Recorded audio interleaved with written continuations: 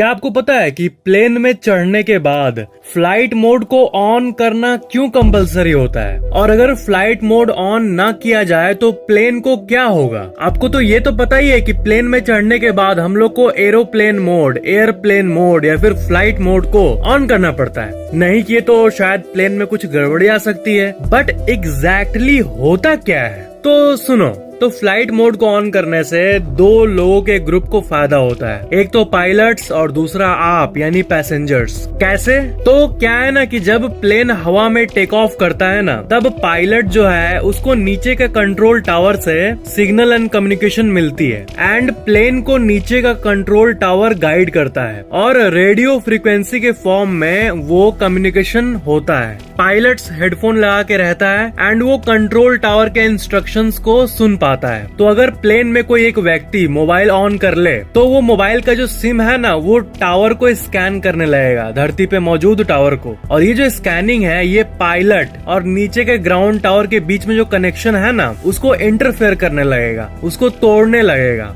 और पायलट को नीचे कंट्रोल टावर में बैठे इंसान के आवाज के बदले अपने ईयरफोन में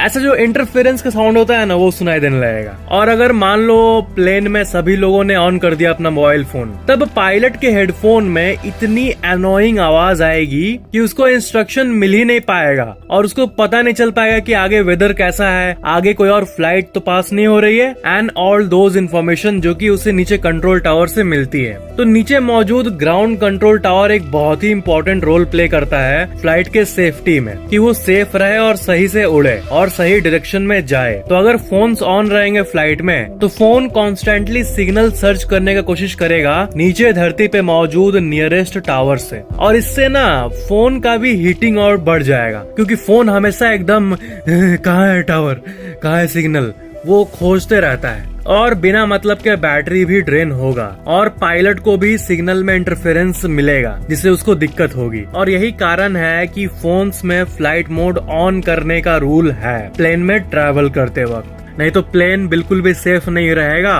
और आपका मोबाइल भी बिना मतलब का ड्रेन होगा। इसलिए शॉर्ट ड्यूरेशन के लिए फ्लाइट जब तक हवा में है तब तक फोन बंद ही रखने का रूल बनाया गया है।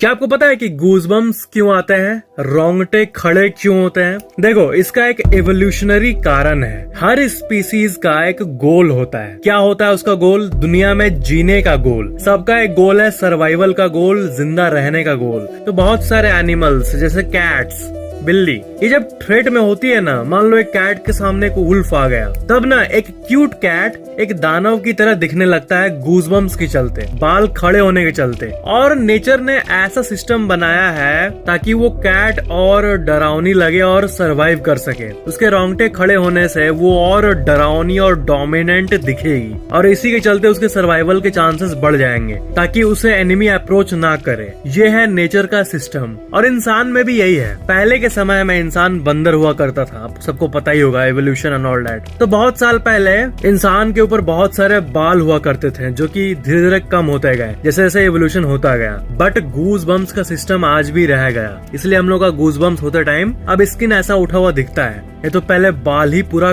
खड़ा हो जाता था। और जब हम लोग हॉरर मूवीज देखते हैं तब हमारा बॉडी साइंटिफिकली यही फील करता है कि वो किसी खतरे में है, और तब हमारे किडनी के ऊपर मौजूद एड्रिनल ग्लैंड से एड्रेनलिन नाम का एक हार्मोन निकलता है, और वो एड्रेनलिन पूरे बॉडी में फैलकर स्किन के नीचे के मसल को कॉन्ट्रैक्ट करता है, ट्रिगर करता है और बाल खड़े हो जाते हैं। मतलब गूज़बम्प्स ज्यादातर डर लगने के समय ही आता है, जब बॉडी फील करे कि वो किसी खतरे में है। और म्यूजिक सुनते समय गूज़बम्प्स इसलिए आता है क्योंकि म्यूजिक बहुत ही इंटेंस इमोशंस को हमें फील कराता है। तब बॉडी को अचानक से लगता है कि ये क्या हो रहा है, इतना अनयूजुअल इमोशन क्यों जग रहे हैं मेरे अंदर, लगता है कुछ तो गड़बड़ है, और वो एकदम से अलर्ट, फाइट और फ्लाइट मोड को एक्टिव कर देता है। और ठंड के समय गूज़बम्प्स इसलिए आता है, इसका आंसर ये है कि पहले का टाइम जब इंसान बंदर था ना, तब बहुत सारे बाल थे बॉडी पे, और जब बहुत सारा बाल था तो वो इंटेंस ठंडे के समय ना वो खड़ा हो जाता था। तब बॉडी का बाल खड़ा होके उसमें एक ब्लैंकेट ऑफ वार्म एयर, गर्म हवा ट्रैप हो जाता था और बॉडी को हल्की गर्मी महसूस होती थी। बॉडी का टेम्परेचर भी बढ़ जाता था ठंडे के समय।